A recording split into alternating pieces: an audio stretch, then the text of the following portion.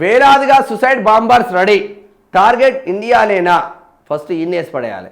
ఆ సంఖ్య బయటకు చెబితే అంతర్జాతీయంగా దుమారమే. జైషే మొహమ్మద్ చీఫ్ మసూద్ అజార్ పేరుతో ఆడియో రిలీజ్ అయిందంట. వామ్మో సర్వనాశం. ఇప్పుడు ఇండియా కాంగ్రెస్ చేతిలో లేదురా నాయన, నరేంద్ర మోదీ చేతిలో ఉన్నది ఇండియా. అయ్యో వీడు చూడు, వేలాది మంది సుసైడ్ బాంబర్స్ రెడీ, ఇండియా టార్గెట్గా దాడులకు సిద్ధం. జైషే చీఫ్ మహమ్మద్ అజార్ కామెంట్లు. వేలాది మంది సుసైడ్ బాంబర్స్ దాడులు చేసేందుకు సిద్ధంగా ఉన్నారు అని జైషే మహమ్మద్ ఉగ్ర సంస్థ చీఫ్ మసూద్ అజార్ అన్న మాటలు వైరల్ అయ్యాయి. ఒకరో ఇద్దరో కాదు, వేలాది మంది యువకులు ఆత్మహత్య దాడులు చేయడానికి సిద్ధంగా ఉన్నారు. వారి సంఖ్య బయటకు చెప్తే అంతర్జాతీయ మీడియాలో దుమారం రేగుతుంది. ఈ యువకులకు బహుమానాలు, వీసాలు, సొమ్ములు అక్కర్లేదు, అమరులు అవ్వాలని మాత్రమే వారు కోరుకుంటున్నారు అని పేర్కొన్నారు.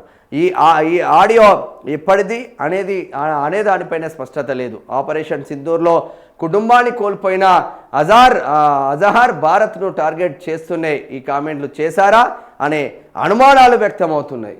ఈడేమంటున్నాడు తెలుసా? ఒకరో ఇద్దరో కాదు, వేలాది మంది ఉన్నారంట, వాళ్ళకి ఏం అవసరం లేదంట, వాళ్ళ యువకులకు బహుమానాలు, వీసాలు, సొమ్ములు అక్కర్లేదంట, వాళ్ళు అల్లాహు అక్బర్ అని చెప్పేసి మొత్తం మందిని చంపేస్తారంట. ఇదే నేర్పుతుందా మనం నేర్పించేది? మళ్ళీ ఎవడన్నా ఒక హిందువో ఒక క్రిస్టియనో ఉంటాడా అంటే ఎవడు ఉండడు, మళ్ళీ దాంట్లో అంతా మనమే. మరి తద్వారా మనం ఎలగబెట్టింది ఏది అంటే హిందువులను చంపడం, భారతదేశాన్ని సర్వనాశనం చేయడం. మొన్న ఏమైంది పహల్గామ్ దాడిలా? పహల్గామ్ దాడి చేసిపోయింది కదా, తర్వాత ఏమైంది?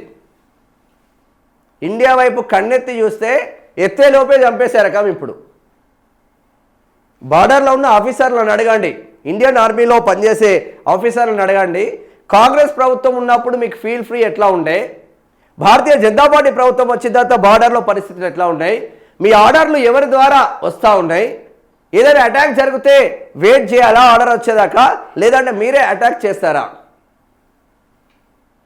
అడిగితే చెప్తారు. నా క్లాస్మేట్స్ కూడా చాలామంది ఉన్నారు కాబట్టి నేను మాట్లాడినా. అప్పటికిప్పటికి చాలా వ్యత్యాసం వచ్చిందిరా. చీమ చిట్టుకుమన్నా కూడా వేసి పడేయడం, ఇప్పుడు వేరే తేడా ఏం లేదు. తర్వాత మ్యాటర్ తర్వాత అన్ని ఫీల్ ఫ్రీ హ్యాండ్స్ ఇచ్చిందండి ఇప్పుడు ఆర్మీ. మరి వీడిని ఫస్ట్ వేసి పడేస్తే అయిపోతుంది కదా.